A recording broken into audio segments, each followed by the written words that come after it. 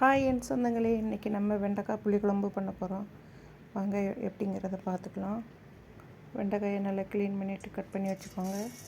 ஒரு கடாயில் எண்ணெய் ஊற்றி நல்லெண்ணெய் விட்டால் நல்லா டேஸ்ட்டாக இருக்கும்.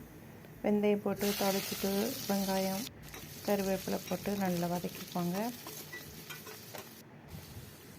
அதோட ஒரு தக்காளி போதும், ஏன்னா நம்ம புளி சேர்க்க வேண்டியிருக்கு அப்படிங்கிறதுனால ரொம்ப புளிப்பாயிடக்கூடாது. குளிர் டைம் புளிப்பு ரொம்ப சாப்பிடக்கூடாது. ஸோ ஒரு தக்காளி போதும். அதுக்கப்புறம் நம்ம கட் பண்ணி வச்சுருக்கிற வெண்டைக்காயை சேர்த்து நல்லா மிக்ஸ் பண்ணி விட்டுட்டு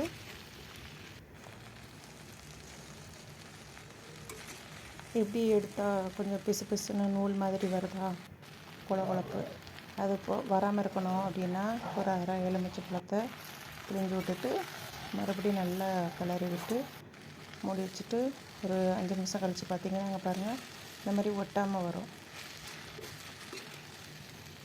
அந்த பிசுபிசுப்பு இருக்காது. அதுக்கப்புறம் ஒரு ஸ்பூன் மஞ்சத்தூள், ஒரு ஸ்பூனு தனியாத்தூள், 2 ஸ்பூனு வத்தல். காரம் அதிகமாக வேணுங்கிறவங்க கூட நாள் சேர்த்துக்கலாம். ஒரு ஸ்பூனு உப்பு தேவையான அளவு. அதுக்கப்புறம் கரைச்சி வச்சுருக்கிற புளியை சேர்த்துக்கலாம். இப்போ குழம்பு ரெடி ஆயிடுச்சு. இனி சாப்பிட வேண்டியதான். ரொம்ப ஈஸி, ஹெல்த்தி. உங்களுக்கு இந்த வீடியோ பிடிச்சிருந்தா லைக் பண்ணுங்கள், ஷேர் பண்ணுங்கள், கமெண்ட் பண்ணுங்கள், சப்ஸ்கிரைப் பண்ணுங்கள். தேங்க்யூ.